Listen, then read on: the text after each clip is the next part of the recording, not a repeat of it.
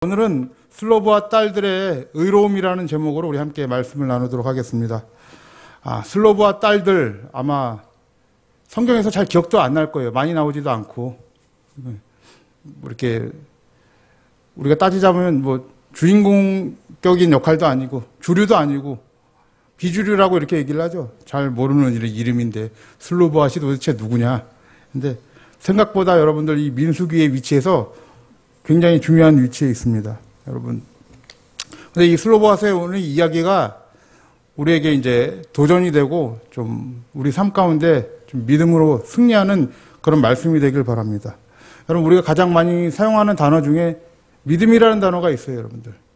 그래서 믿음이라는 단어를 많이 사용하고 있는데, 여러분, 믿음이라는 게 도대체 뭘까요? 예수를 믿는다는 게 뭘까요? 이게 생각보다 쉬운 문제는 아닙니다. 한마디로 이렇게 대답할 수 있는 건 아니지만, 히브리서를 보면 믿음에 대해서 이렇게 얘기를 하죠. 믿음은 바라는 것들의 실상이다. 다 외우고 계세요. 그 믿음은 바라는 것들의 실상이라는 말은 반드시 이 믿음에는 그 실상이 있다는 거죠. 내가 바라고 기대하는 것에는 뭐가 있어야 돼요? 실체가 있어야 되잖아요, 여러분들. 뭐 하다못해 세상 사람들도 마찬가지죠.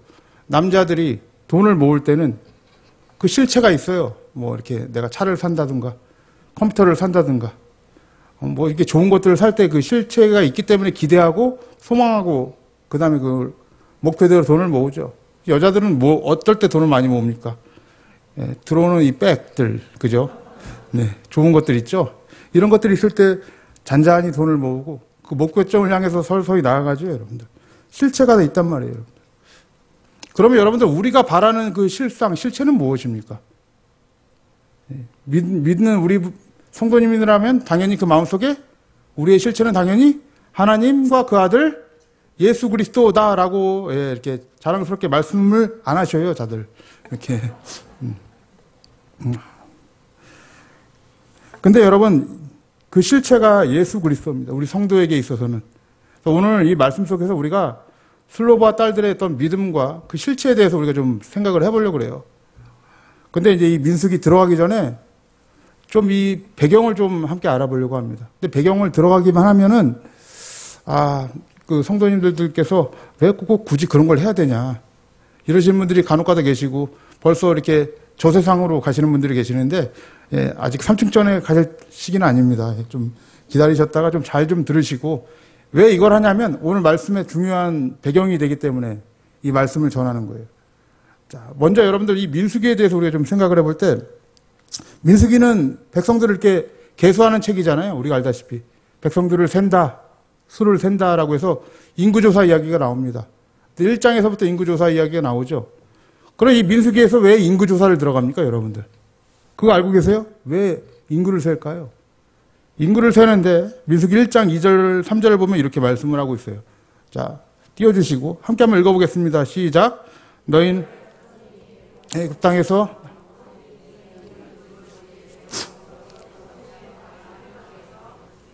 제가 잘못 드린 것 같아요. 맞네. 3절 해볼게요. 3절 함께 읽어보겠습니다. 시작. 너희는 이스라엘 자손의 회중 중 각 남자의 수를 그들의 가족과 종족을 따라 그 명수대로 계수할지니. 제가 잘못 적어드렸어요. 한 절만 더 읽어드릴게요. 제가 이스라엘 중 20세 이상으로 싸움에 나갈 만한 모든 자를 너와 아론은 그 군대대로 계수하라라고 얘기를 해요. 그러니까 여러분들 지금 제가 좀 빨리 읽어드렸지만 20세 이상으로 싸움에 나갈 만한 수를 계수하는 거예요. 그걸 왜 인구조사를 왜 합니까? 지금 어디 들어가요? 가나안 땅에 올라가야 되잖아요. 올라가야 되니까 전쟁을 할 수 있는 남자를 계수하는 거예요, 여러분들. 그래서 전쟁을 할 수 있는 그 남자를 계수했더니 그 밑에 보니까 민수기 2장 32절에 보면은 몇만이 나오냐면 60만이 나옵니다. 대략적으로. 60만이 나와요. 그래서 이 계수한 숫자는 1세대를 계수를 한 거예요. 출애굽에서 나온 1세대. 근데 인구조사가 한 번 더 나와요. 몇 장에 나오냐면 오늘 우리가 몇 장을 읽었어요? 잊어버리신 건 아니죠. 27장을 읽었어요. 27장 앞장이 몇 장입니까? 간단한 걸 물어보죠. 26장이에요. 26장에도 인구조사가 나옵니다. 인구조사가 나와요. 그럼 왜 두 번 나올까요, 여러분들? 왜 두 번 나오냐면 26장은 2세대를 계수한 거예요. 왜 그럴까요? 이게 이제 중요한 사건이겠죠. 1장서부터 25장까지는 1세대에 관한 이야기예요. 그리고 26장서부터는 몇 세대예요? 2세대예요. 왜 2세대를 개수했을까요, 여러분들? 우리가 알다시피 중요한 사건이 하나 있죠. 1세대에게는. 1세대는 광야에서 다 엎드러졌어요. 죽었어요. 그 큰 사건이 하나 있었는데 그것은 조금 이따가 말씀을 드리고, 그리고 오늘 이제 우리가 읽은 27장은 그러면 2세대의 시작이죠. 계속 끝난 다음에. 근데 2세대가 끝난 다음에 누구의 이야기가 나오냐면 모세 이야기도 아니고 여호수아의 이야기도 아니에요. 우리가 잘 아는 어떤 영웅들의 이야기가 아니라 슬로브앗의 딸들의 이야기가 나오고 있어요, 여러분. 근데 더 중요한 건 뭔지 아세요? 36장에도 슬로브앗의 딸들의 이야기로 끝나요, 여러분들. 그러면 2세대의 이야기는 뭐로 시작해서? 슬로브앗의 딸의 이야기로 시작해서 슬로브앗의 딸의 이야기로 끝난단 말이에요, 여러분. 성경이 왜 이렇게 이 중요한 부분, 시작 부분에 슬로브앗의 딸들의 이야기를 기록하고 있을까요, 여러분들? 이것은 하나님이 우리에게 주시고자 하는 강력한 메시지가 있기 때문에 그렇죠. 이건 당연한 거죠. 중요하기 때문에, 복음이 담겨져 있기 때문에 이 슬로브앗의 딸들의 이야기로 시작을 하고 있는 거예요, 여러분들. 그러면은 슬로브앗의 딸들의 이야기를 우리가 조금 이제 들어가 보겠습니다. 좀 살펴볼게요. 자, 1절 말씀 여러분 함께 한번 읽어보겠습니다. 오늘 본문이에요. 27장 1절 함께 읽어볼게요. 시작.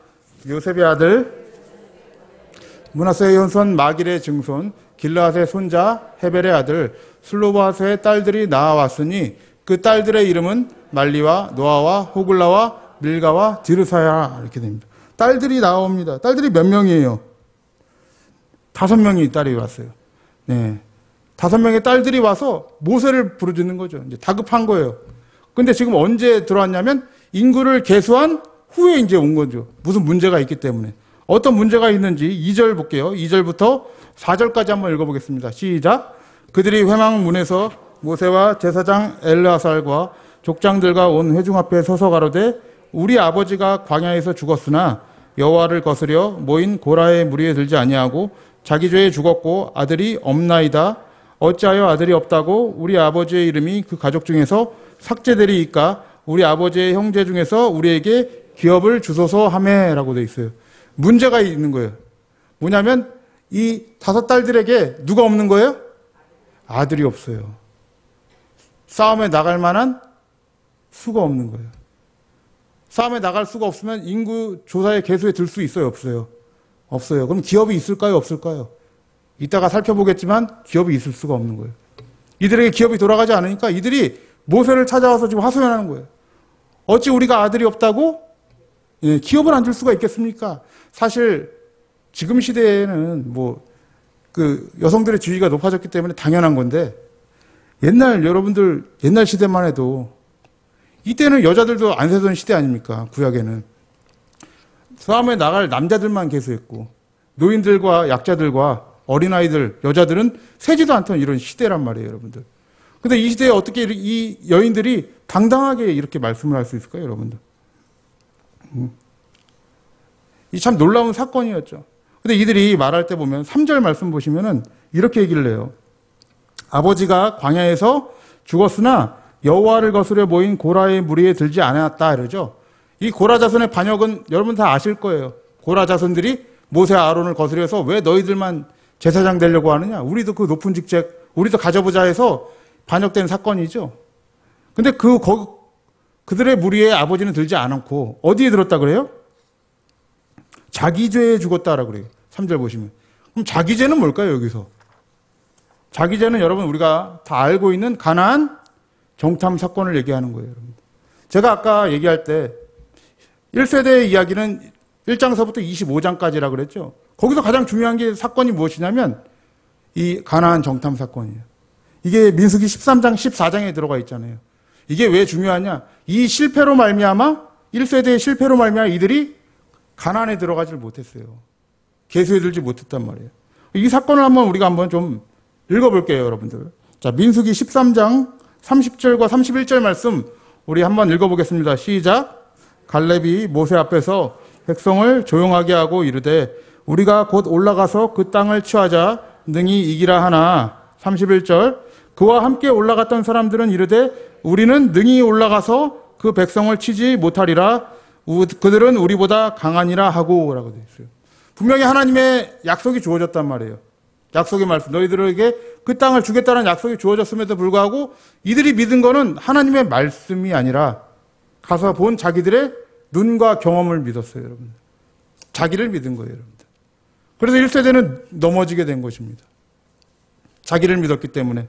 그 결과가 어떻게 됩니까? 민수기 14장에서 하나님께서 그 결과를 이렇게 말씀을 해줘요. 자, 민수기 14장 31절에서 33절까지인데 한번 읽어보겠습니다. 시작. 너희가 사로잡히겠다고 말하던 너희의 유아들은 내가 인도하여 드리리니 그들은 너희가 싫어하던 땅을 보려니와 너희 시체는 이 광야에 엎드려질 것이요 너희 자녀들은 너희의 패역한 죄를 지고 너희 시체가 광야에서 소멸되기까지 40년을 광야에서 유리하는 자가 되리라 라고 되어 있습니다. 그럼 이 불순종의 사건으로 1세대가 얻은 그 저주는 무엇이에요? 광야에서 다 엎드려지고 그 백성들은 40년 동안 광야에서 방황하는 거예요. 왜? 하나님의 말씀을 배워가는 그 과정을 광야에서 배우는 거예요, 여러분들. 그래서 여러분들 26장에서 우리가 앞장이 어떤 장이었어요? 2세대를 계수하는 장이었잖아요, 여러분들. 거기서 어떤 결론을 나냐면 뭐 성경 가지고 계시니까 앞장 한번 넘겨보세요. 넘겨보시면은 26장 64절 65절에 이렇게 말씀을 해요. 64장 65절 65절. 자, 함께 한번 읽어볼게요. 시작. 모세와 제사장 아론이 시내의 광야에서 계수한 이스라엘 자손은 한 사람도 들지 못하였으니 이는 여호와께서 그들에게 말씀하시기를 그들이 반드시 광야에서 죽으리라 하셨습니다. 이러므로 여분네 아들 갈렙과 눈의 아들 여호수아 외에는 한 사람도 남지 않았더라라는 거예요. 그럼 1세대 이야기는 뭘로 끝났어요, 여러분들? 실패로 끝났어요. 한 사람도 남지 않았다. 그 불순종의 결과다라는 거예요. 근데 오늘 2세대의 이 슬로바스의 이야기는 무엇으로 시작되고 있을까요, 여러분들? 여러분 잘 한번 생각을 해보세요. 지금 2세대를 계수하면서 기업을 배분했어요, 여러분. 남자들에게. 그럼 이들이 지금 땅을 차지한 상태입니까? 땅을 차지하지 않은 상태예요. 차지한 상태예요? 차지하지 않은 상태죠, 여러분들. 차지하지 않은 상태에서 기업이 돌아갔어요, 여러분들. 그런데 그 기업을 받지 못한 슬로바스 여인들이 나오는 거예요, 여러분. 나와서 왜 저희에겐 기업이 없습니까? 라는 요구를 하는 거예요. 왜 그 요구를 할 수 있었을까요? 하나님이 우리에게 그 땅을 주시기로 약속을 하셨기 때문에 그래요. 이들이 괜히 요구하는 게 아니라 주시기로 하셨는데 그 약속이 있는데 어찌 아들이 없다고 우리에게 기업이 없을 수 있겠습니까? 라는 거예요, 여러분들.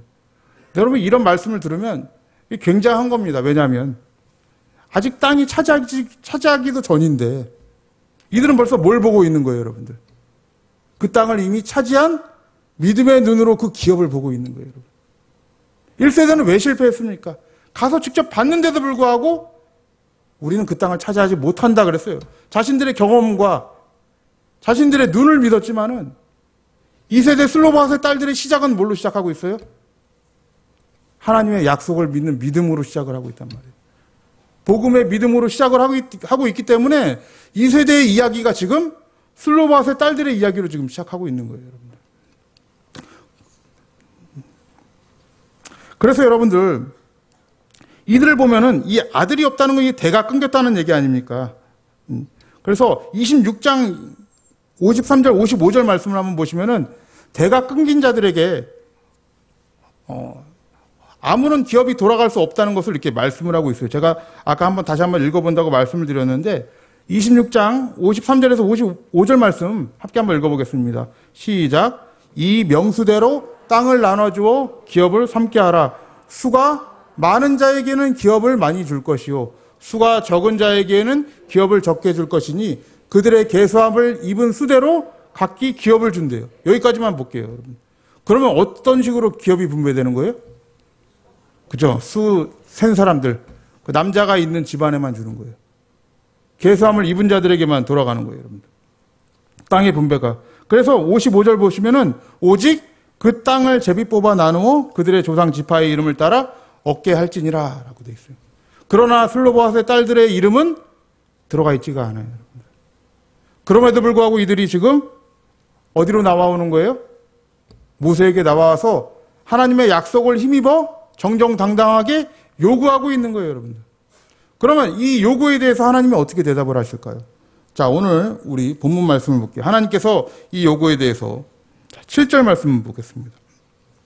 함께 한번 읽어보겠습니다. 시작. 슬로브와 딸들의 말이 옳으니 너는 반드시 그들의 아비의 형제 중에서 그들에게 기업을 주어 얻게 하되 그 아비의 기업으로 그들에게 돌릴지니라 라고 되어 있어요. 누가 옳다 그래요? 슬로브와 딸들의 말이 옳다고 얘기를 해요. 하나님이 왜 이렇게 옳다고 인정을 해 주실까요? 다른 말로 하면 이들이 의롭다고 얘기해 주는 거예요. 그래 너희가 의롭다. 왜 그렇습니까? 하나님의 약속에 의지했기 때문에 그래요. 여러분. 거기에 근거했기 때문에 그렇습니다. 그것이 누구의 의로움이에요? 슬로브와 딸들의 의로움이라는 거예요, 여러분들. 하나님께서 어떠한 요구까지 하시냐면 8절 9절 볼게요. 8절 9절 10절 계속 한번 읽어볼게요. 시작. 너는 그 기업을 딸에게 돌릴 것이요 딸도 없거든 그 기업을 형제에게 줄 것이요 형제도 없거든 그 기업을 그 아비의 형제에게 줄 것이요 그 아비의 형제도 없거든 그 기업을 가장 가까운 친족에게 주어 얻게 할지니라 하고 나 여호와가 너 모세에게 명한 대로 이스라엘 자손에게 판결의 율례가 되게 할지니라 라고 되어 있어요. 이거는 여러분 하나님께서 어떤 의지를 담아서 주실까요? 예. 아들이 없으면 딸에게 돌리고 딸도 없으면 형제에게 돌리고 형제도 없으면 아비의 형제에게 돌리고 아비의 형제도 없으면 친족에게 돌려라. 반드시 너희들에게 기업을 줄 것이다 라는 거예요. 하나님의 그 의로운 자들에게 행하시는 그 신실하신 약속은 변하지 않는 거예요, 여러분. 예. 그런데 여러분 이 말씀을 보면서 어떤 사람들은 이렇게 말씀하시는 분들이 있어요. 하나님이 그 기업 분배에 있어서 좀 실수하신 거 아닌가? 그래도 그런 거 다 챙겨주셨어야 되는 거 아닌가? 여러분 하나님은 다 전능하시고 모든 일을 다 주관하시죠? 다 알고 계세요. 근데 하나님께서 우리에게 하시는 일이 있다면 바로 이런 거예요. 우리에게 약속의 실체를 보여주세요. 그리고 우리에게 요구하시는 게 뭐예요? 믿음입니다, 여러분들. 오늘날도 여러분 우리 슬로브핫의 딸의 이야기는 우리의 이야기가 다르지 않아요, 여러분들. 우리에게도 여러분 약속의 실체가는 이미 주어졌어요. 그 약속의 실체가 누구입니까? 그리스도 예수예요, 여러분. 그 예수 그리스도로 말미암아 우리에게 무엇이 주어졌습니까? 기업이 주어졌어요. 똑같은 기업이 주어졌단 말이에요, 여러분. 그런데 누구는 그 기업이 주어졌음에도 불구하고 이 상황과 현실에 이끌려서 한 발자국도 믿음으로 못 나가는 사람이 있는 반면에 어려운 환경 속에서도 누구는 그 믿음으로 하나님이 주신 그 기업을 믿고 나아가는 자들이 있단 말이에요, 여러분. 근데 누가 이 가나안 땅에 들어갑니까? 믿음으로 하나님의 약속을 믿은 자들이 들어가는 거예요, 여러분. 그러니까 여러분 슬로브와 딸들의 이야기는 결국 우리의 복음의 이야기를 담고 있는 거예요. 다른 이야기가 아니라 그리스도 예수, 약속의 실제이신 예수 이야기를 구약을 통해 다시 한번 말씀해 주고 있는 거예요, 여러분들. 네. 마지막 날에 여러분 우리에게 바라고 소망할 수 있는 그 실체를 누굴 보내주신 거예요? 그리스도 예수를 보내주셨지 않습니까? 그래서 우리는 무엇을 바라냐면 그 예수 그리스도라는 그 우리의 기업이 되시고 소망이 되시는 그 실체를 바라고 살아가는 것이에요, 여러분들. 그러니까 우리가 슬로브와 딸들의 상황과 마찬가지예요, 여러분들. 잘 보세요, 여러분들. 우리의 상황도 죄와 허물로 죽어 있었어요, 여러분들. 그렇지 않아요? 우리는 옛사람을 너무 빨리 잊어버리는 경향이 있는데 잊어버리는 은사가 빨라서. 근데 우리 옛사람을 한번 기억해 보세요. 죄와 허물로 죽었어요, 여러분들. 우리에는 아무런 기업도 받을 자격이 없단 말이에요, 여러분들. 이스라엘의 옛사람이 그랬단 말이에요. 그런데 하나님께서 어떻게 하셨습니까? 그런 기업을 이을 수 없는 우리를 향해서 신랑 되시는 예수를 보내시잖아요, 여러분들. 그리고 우리에게 생명의 씨앗을 그리스도를 통해 보내주시죠. 그리고 우리를 기업을 얻게 하시는 거예요, 여러분. 아마 루세 이야기도 여러분들 잘 아실 거예요. 씨가 없는 루세에게 하나님께서 보아스를 붙여주시고 거기에 생명을 잇는 이야기, 신랑 대신 예수와 신부되는 교회의 이야기가 슬로바스의 딸들의 이야기로 함께 등장하고 있는 거예요, 여러분. 그래서 이들이 하나님의 약속, 그 씨로 말미암아 지금 기업을 얻게 되는 장면을 보여주는 거예요. 하나님의 은혜로 말미암아 기업을 얻게 되는 거예요. 근데 여러분, 우리의 상황이 좀 생각을 해보면 가나안 땅을 정탐했던 이스라엘 백성들처럼 우리도 흔들릴 때가 여전히 많죠, 여러분들. 안 흔들린다고 하면 다 거짓말 아닙니까? 저도 흔들리고, 저는 최근에 너무 흔들려서, 거의 끝장을 봤던 사람 같아요. 너무 힘들었는데, 그럼에도 불구하고 우리가 전진하고 소망할 수 있는 그 이유가 무엇이에요, 여러분들? 우리에게는 흔들리지 않는 약속이 있기 때문에 그렇습니다. 하나님의 약속이 있기에 우리가 전진할 수 있는 것이고, 그 약속이 있기에 슬로바스의 딸들이 모세에게 나아갈 수 있는 것이에요. 여러분, 이들이 이 나아갈 수 있는 용기가 그냥 쉬웠을 거라고는 생각 안 하시겠죠? 그 상황과 문화 속에서. 근데 그렇게 나아갈 수 있는 것은 흔들리지 않는 하나님의 약속이 있기 때문입니다. 이것을 우리가 꼭 기억하시길 바랍니다. 마지막으로 우리가 결론의 말씀을 좀 볼 텐데요. 히브리서 6장 17절에서 20절 말씀을 보시는데 이 말씀이 좀 여러분에게 위로가 됐으면 좋겠어요. 자, 함께 한번 읽어보겠습니다. 시작. 하나님은 약속을 기업으로 받는 자들에게 그 뜻이 변치 아니함을 충분히 나타내시려고 그 일에 맹세로 보증하셨나니 이는 하나님이 거짓말을 하실 수 없는 이 두 가지 변치 못할 사실을 인하여 앞에 있는 소망을 얻으려고 피하여 가는 우리로 큰 안위를 받게 하려 하심이라. 우리가 이 소망이 있는 것은 영혼의 닷 같아서 튼튼하고 견고하여 휘장 안에 들어가나니 그리로 앞서가신 예수께서 멜기세덱의 반차를 쫓아 영원히 대제사장이 되어 우리를 위하여 들어가셨느니라. 말씀이 좀 어려울 수도 있겠지만은 한번 17절 말씀 한번 띄워주시겠어요? 자, 하나님은 약속을 기업으로 받는 자들에게 그 뜻이 변치 아니하심을 충분히 나타나셨다라고 돼요. 그리스도를 통하여 우리에게 충분히 나타나셨죠, 여러분들. 우리의 죄와 허물 가운데서도 하나님이 그 약속을 지금까지 거두신 적이 한 번도 없으세요, 여러분들. 어떻게 보증하셨다고 하면 그 일을 맹세로 보증하셨다. 아들을 걸고 보증하셨어요, 여러분. 근데 18절 말씀 보세요. 이는 하나님이 거짓말을 하실 수 없는 이 두 가지 변치 못할 사실을 인하여 앞에 있는 소망을 얻게 하시려고 그랬다라는 거예요, 여러분들. 우리가 소망이 있는 것은 뭐예요? 하나님의 변치 않는 이 약속이, 실체가 있기 때문에 그래요, 여러분들. 이것을 잊으시면 안 돼요. 우리는 자꾸 이걸 잊어요. 내가 신앙생활 오래 했기 때문에, 아니면 매주 예배 드리니까. 어떤 이런 행위들을 의지할 때가 많죠. 그거 안 하면 불안하고, 그거 하면, 이거 오늘은 좀 개운하고, 은혜 받았고, 이런 식으로 가려는 경향들이 있어요. 근데 그게 뭐냐면 율법주의예요. 자기 안에 갇혀 있는 거예요. 우리가 예배 드리고, 이렇게 감사하고 소망을 얻는 것은 우리에게 변치 않는 하나님의 약속이 그리스도 안에 맹세로 보증이 되었기 때문인 것입니다. 그게 아니면 여러분들 우리가 이 자리에 있을 이유가 아무것도 없어요, 여러분들. 그래서 어떻게 합니까? 19절 말씀 다시 한번 띄워주세요. 우리가 이 소망이 있는 것은 뭐 같대요? 영혼의 닷 같아서라고 그러죠. 흔들리지 않는 닷 같은 거예요. 누가? 하나님의 약속이. 영혼의 닷 같아서 튼튼하고 견고하여 어디 안에 들어간대요? 휘장 안에 들어간대요. 휘장이 무엇입니까? 거기 안에 뭐가 있어요? 지성소 안에 법궤가 있잖아요. 휘장 안에 하나님을 상징하는 법궤가 있단 말이에요, 여러분들. 근데 그 법궤는 여러분들 구약시대에 매일 누구나 들어갔어요? 아니에요. 1년에 한 번 대제사장이 들어갔어요, 여러분들. 그때 언제 들어갑니까? 대속죄일에 백성들의 피를 받아가지고 들어갔단 말이에요. 아무나 못 들어가는 곳이에요, 여러분들. 근데 그 휘장이 어떻게 열렸습니까?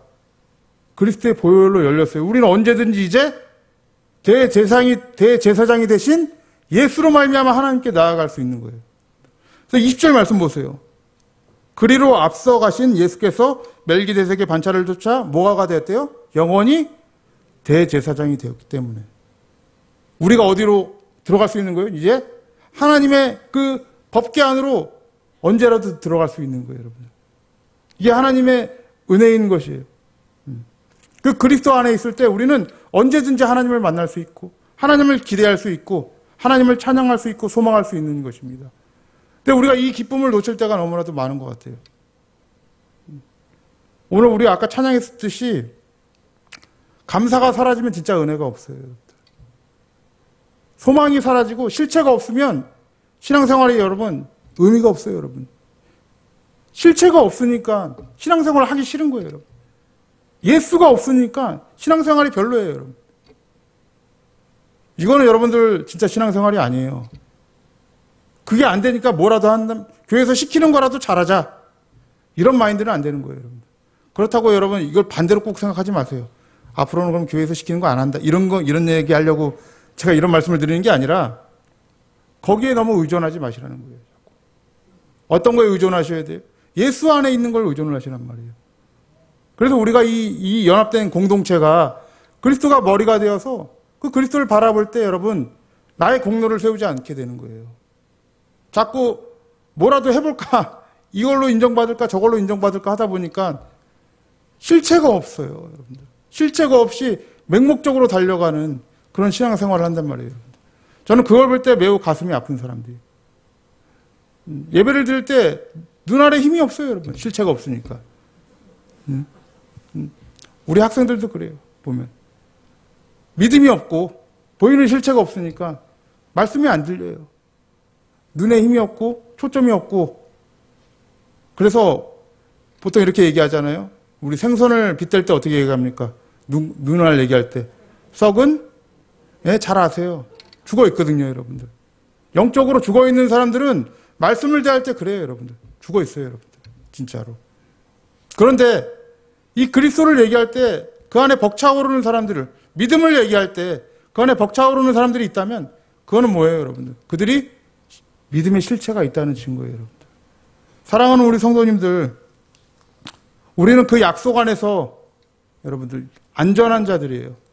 맹세로 보증한 그 하나님의 실제이신 예수 안에서 안전함을 얻었고 그 안에서 우리의 영혼은 구원이 확정이 되었어요, 여러분들. 이게 흔들려요? 흔들리지 않아요? 흔들리지 않습니다. 신앙생활은 여러분 그렇게 그리스도를 바라보며 오늘의 상황을 이겨내는 것입니다. 그렇게 우리 성도님들 함께 나아가서 우리 광야의 이 인생을 믿음과 소망 가운데서 세상의 떡이 아닌 하나님의 말씀으로 살아가시는 우리 성도님들 되시기를 주님의 이름으로 축복합니다.